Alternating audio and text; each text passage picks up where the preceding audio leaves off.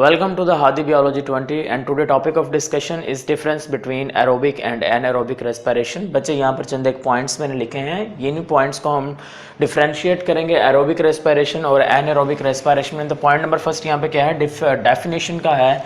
तो aerobic respiration में क्या हो रहा है कि ब्रेक डाउन होगी ग्लूकोज की but in the presence of oxygen. अगर ग्लूकोज की ब्रेक डाउन होती है ऑक्सीजन की मौजूदगी में, उसे हम कहेंगे aerobic respiration. If the break down of glucose takes place in the absence of oxygen then it is known as the anaerobic respiration.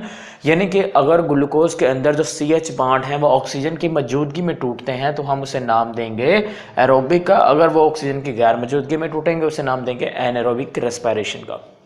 Next is the overall equation. अब हम देखते हैं कि ग्लूकोज के अंदर CH बॉन्ड कौन से हैं और ओवरऑल इक्वेशन क्या बनती है। अब देखें ज़रा, ग्लूकोज का केमिकल फार्मूला क्या होता है, C6H12O6। तो मैंने ऊपर देखिए यहाँ पर क्या लिखा है, मैंने कहा भी एरोबिक रेस्पिरेशन में ये ग्लूकोज और ग्लूकोज के अंदर जो CH बॉन्ड है ये टूटने वाले हैं इन द प्रेजेंस ऑफ ऑक्सीजन। यहाँ पर ऑक्सीजन भी आई तो उसकी मौजूदगी में जब टूटेंगे तो क्या होगा, उस वक्त क्या चीज़ बनेगी, उस वक्त बच्चे बनेगा यहाँ पर कार्बन डाइऑक्साइड बन जाएगी, साथ में क्या बनेगा, साथ में यहाँ पर वाटर बन जाएगा।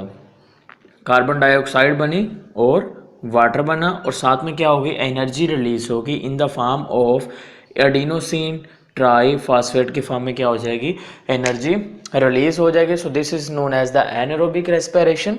लेकिन अगर इसके बरक्स में एरोबिक रेस्पिरेशन, अगर इसके बरक्स अगर मैं एनाएरोबिक रेस्पिरेशन की बात करता हूं तो बच्चे वहां पर क्या होने वाला है कि अगेन ग्लूकोज टूटेगी, C6H12O6 ग्लूकोज टूटेगी but in the absence of oxygen. यहाँ पर ऑक्सीजन नहीं है तो इसके नतीजे में क्या बन जाएगा बच्चे, यहाँ पर इसके नतीजे में यहाँ पर बन जाएगा एथेनॉल बन जाएगा, C2H5OH बन जाएगा, इसे कहते हैं एथेनॉल। साथ में कार्बन डाइऑक्साइड बन जाएगी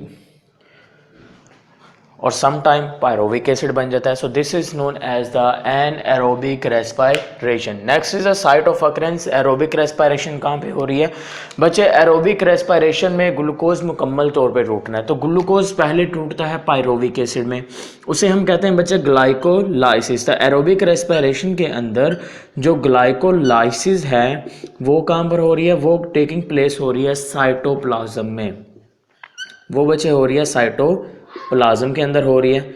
लेकिन जब पायरोविक एसिड बन जाएगा उसके बाद जितने भी रिएक्शन होने हैं वो तमाम के तमाम, जिसमें आपके पास क्रेब्स साइकिल आ जाएगा या फिर और साथ में electron transport chain, Krebs cycle plus electron transport chain की बात करता हूं तो बच्चे वो electron transport chain and Krebs cycles occurs in the, कहाँ पर होने वाले हैं, वो होंगे माइटोकॉन्ड्रिया के अंदर। वो कहाँ पर होने, माइटोकॉन्ड्रिया में होंगे। इसके बरक्स अगर मैं बात कर लेता हूँ एनाएरोबिक रेस्पिरेशन में रिएक्शन साइट्स की या लोकेशन की बात करता हूँ तो यहाँ पर सिर्फ ग्लूकोज टूटना है, एथेनॉल के अंदर टूट जाएगा या समटाइम पायरोविक एसिड में टूटेगा और वो कहाँ पर होगी, ये सिर्फ हो जाएगी इन द साइटोप्लाज्म। कहाँ पर होगा, साइटोप्लाज्म के अंदर ही होगी। Next one is the exchange of gases. अब इन दो पॉइंट्स को इस्तेमाल करना है, बाकी सारे पॉइंट्स लिख लेने हैं सिर्फ दो पॉइंट्स की बेसिस पे। तो यहाँ पे देखिए कौन सी गैस एक्सचेंज हो रही है, एरोबिक रेस्पिरेशन में कौन सी गैस एक्सचेंज हो रही है, oxygen is utilised and carbon dioxide is release. यहाँ पर बच्चे इस्तेमाल हो रही है ऑक्सीजन इज यूटिलाइज्ड, ऑक्सीजन क्या हो रही है, इस्तेमाल हो रही है and carbon dioxide is release हो रही है। इसके बरक्स बच्चे हम ऑपोजिट बात करते हैं एनाएरोबिक रेस्पिरेशन में। तो यहाँ पर तो ऑक्सीजन इस्तेमाल नहीं हो रही, तो यहाँ पर गैसेस एक्सचेंज नहीं होती, मोस्टली गैसेस एक्सचेंज नहीं होंगी। Gases exchange does not takes place, gases की एक्सचेंज नहीं होगी। लेकिन बच्चे यहाँ पे सम टाइम कुछ जो प्लांट्स हैं या प्लांट्स नहीं कह सकते, कुछ जो जानदार हैं या ऑर्गेनिजम्स हैं जिनमें एनाएरोबिक रेस्पिरेशन होती है वो सल्फ़र वगैरह रिलीज़ करते हैं। वो क्या रिलीज़ कर रहे हैं, सल्फ़र रिलीज़ करते हैं। ठीक है, next one is the presence of oxygen. Oxygen की मौजूदगी में हो रही है एरोबिक रेस्पिरेशन, सो हम कहेंगे in the present of oxygen, oxygen की मौजूदगी में। और anaerobic in the absence of oxygen oxygen की गैर मौजूदगी में हो रही है। नेक्स्ट वन इज़ देखिए यहाँ पे नंबर ऑफ एटीपीज़। अच्छा जी बच्चे, यहाँ पर देखिए आपकी बुक में लिखा गया नेट नंबर लिखा है वहाँ पर नंबर और नेट नंबर ऑफ एटीपीज़, लेकिन यहाँ पर मैं नंबर ऑफ एटीपीज़ की बात कर रहा हूँ। तो एरोबिक रेस्पिरेशन के अंदर जो टोटल, यहाँ पर क्या बात कर रहा हूँ, जो टोटल बन रहे हैं, टोटल जो एटीपी बन रही हैं वो होते हैं 38। एटीपी के कितने मॉलिक्यूल्स बनते हैं? 38 बनते हैं। 38 बनने के बाद क्या होगा, जो 38 है ना, इस 38 में से 2 जो मॉलिक्यूल्स हैं वो यूटिलाइज कर लिए जाएंगे। तो नेट बाकी कितने बचे हैं, जो नेट नंबर हैं वो कितने हैं? Net number of ATP are कितने बाकी बच गए? 2 यूटिलाइज हो गए, तो पीछे बचे 36। तो टोटल यहाँ पर कितनी प्रोडक्शन हो रही है एटीपीज की? 36 मॉलिक्यूल्स की प्रोडक्शन हो रही है। लेकिन यहाँ पे अगर बात करते हैं so only 2 ATP molecules, only 2 ATP molecule क्या हो रहे हैं यहाँ पर? प्रोड्यूस हो रहे हैं। Next one is final product की। देखिए जरा बच्चे यहाँ पर फाइनल प्रोडक्ट क्या बना है? Carbon dioxide and water. So final product यहाँ पे क्या लिखने वाले हैं हम? फाइनल प्रोडक्ट पे लिखेंगे कार्बन डाइऑक्साइड एंड वाटर। इसके बरक्स अगर मैं बात करता हूँ इधर, तो इधर फाइनल प्रोडक्ट कार्बन डाइऑक्साइड और वाटर हरगिज नहीं होगा, बल्कि यहाँ पर सम टाइम क्या बनता है? लैक्टिक एसिड बन जाएगा, और सम टाइम यहाँ पर क्या बन जाएगा? एथानॉल बन जाएगा। लैक्टिक एसिड बन जाएगा या फिर सम टाइम क्या हो जाएगा? एथानॉल की फॉर्मेशन हो जाएगी। और एनारोबिक रेस्पिरेशन में this one is the final product. Next one is oxidation. Oxidation, यहाँ पर जो ग्लूकोज का मॉलिक्यूल है उसकी कंप्लीटली क्या हो जाएगी? ऑक्सीडेशन हो जाएगी। Complete oxidation takes place, complete oxidation takes place. लेकिन इसके बरक्स अगर हम यहाँ पे बात करते हैं तो यहाँ पर हम लिखेंगे इनकम्प्लीट ऑक्सीडेशन टेक्स प्लेस। यहाँ पर इनकम्प्लीट हो रही है, वहाँ पर कंप्लीट हो रही है। Next one is nature of process. Aerobic respiration की बात करें तो पहले ग्लाइकोलाइसिस है, फिर क्रेब्स साइकिल है, फिर माइटोकॉन्ड्रिया, साइटोप्लाज्म है, माइटोकॉन्ड्रिया। तो ये काफ़ी लंबा प्रोसेस है, it is a long process. ये एक काफ़ी लंबा प्रोसेस होगा।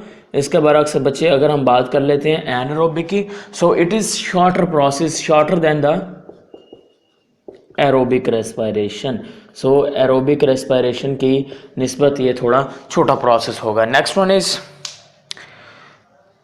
ऑकर्स इन, यानी कि एरोबिक रेस्पिरेशन किसके अंदर हो रही है बच्चे? एरोबिक रेस्पिरेशन हो रही है हायर ऑर्गेनिजम्स के अंदर।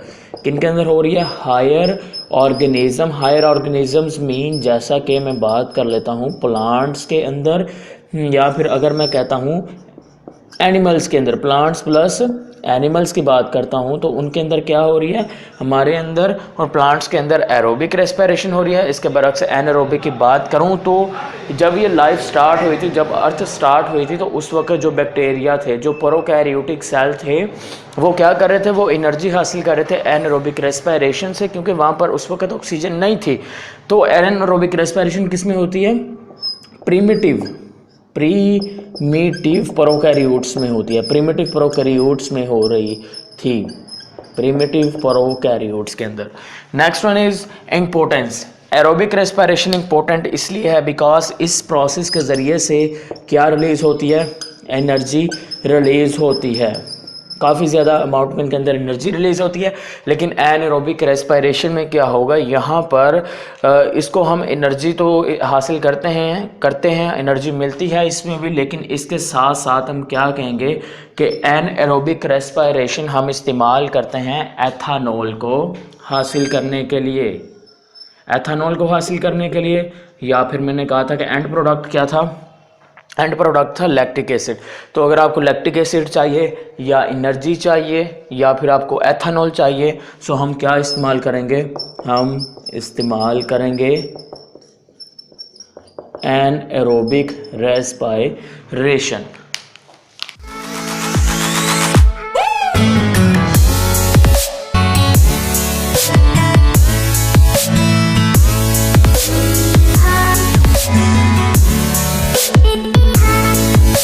Subscribe to our channel by clicking the subscribe button.